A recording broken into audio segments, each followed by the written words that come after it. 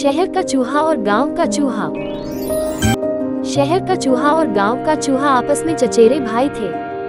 वे अक्सर एक दूसरे को चिट्ठियां लिखा करते थे। एक दिन गांव के चूहे को अपने भाई की चिट्ठी मिली। प्रिय भाई, मैं खांसी से बीमार रहा हूं और मेरे डॉक्टर का कहना है कि मुझे छुट्टी लेनी चाहिए। उन्होंने सलाह दी है कि मैं एक हफ्ते के लिए गांव में रहूं। क्या मैं तुम्हारे साथ रह सकता हूं? कृपया जल्दी जवाब देना। तुम्हारा स्नेही शहर का चूहा। गांव के चूहे का निमंत्रण पाकर शहर का चूहा अपना सामान बांधकर अगली गाड़ी से गांव की ओर चल पड़ा। दिन धूप वाला और गर्म था और जल्द ही शहर का चूहा ट्रेन में परेशान होने लगा। काश इसमें AC डिब्बा होता, उसने सोचा। मुझे बहुत असुविधा हो रही है, लेकिन वह कुछ कर नहीं सकता था, इसलिए वह बड़बड़ाता रहा जबकि गाड़ी धीरे धीरे गांव की ओर बढ़ती रही। गांव का चूहा स्टेशन पर उसका इंतजार कर रहा था। अरे भाई, शहर का चूहा बोला, ट्रेन बहुत खराब थी। मैं बुरी तरह से गर्म और प्यासा हूँ। आशा है तुम्हारे घर पर ठंडा पे मिलेगा। मेरे पास पानी है। गांव का चूहा बोला, लेकिन अगर तुम चाहो तो मैं नारियल पानी ढूंढ सकता हूँ। नारियल पानी? शहर का चूहा डर गया। क्या तुम्हारे पास संतरे का रस या नींबू पानी नहीं है? मुझे अफसोस है, नहीं, गांव का चूहा बोला, लेकिन आज मुझे एक अच्छा सा कंद और नरम गन्ना मिला है। यकीन है तुम्हें अच्छा लगेगा। कंद, गन्ना? शहर का चूहा चौंक गया। मैं ऐसा कच्चा खाना नहीं खाता। गांव का चूहा बोला, गांव में हम यही खाते हैं, तुम्हें भी यही खाना होगा। कोशिश करो, बुरा नहीं है। शहर का चूहा रात का खाना बिल्कुल पसंद नहीं कर पाया। खा और फिर सोने की बात कही। गांव के चूहे ने उसे बिल के एक कोने में जगह दिखाई। क्या मुझे जमीन पर ही सोना होगा? शहर का चूहा बोला। हाँ, गांव में हम ऐसे ही सोते हैं, उसका भाई बोला।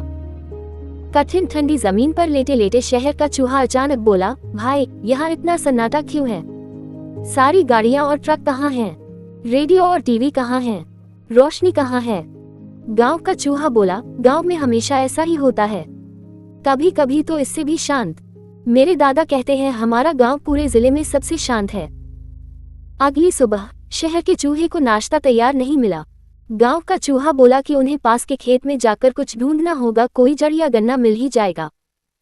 लेकिन शहर के चूहे से अब और नहीं सहा गया। धन्यवाद भाई, उसने कहा, लेकिन मुझे अब लौटना होगा।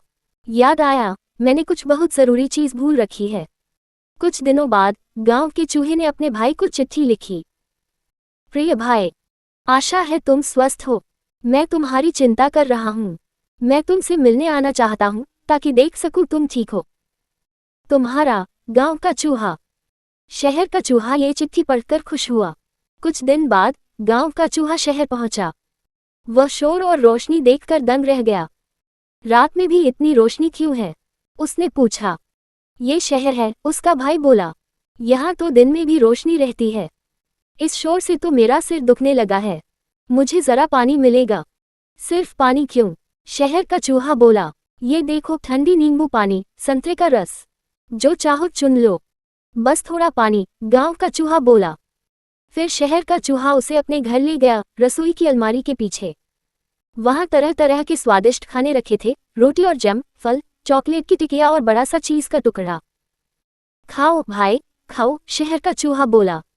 लेकिन तभी एक तेज आवाज गूंजी, जैसे गरज। भागो भाई, भागो!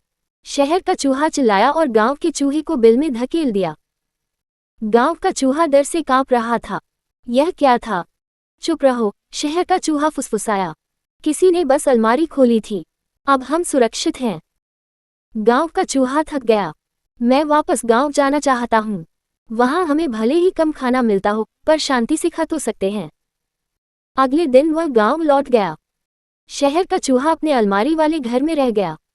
और जहां तक मुझे पता है, उन्होंने फिर कभी एक दूसरे से मुलाकात नहीं की।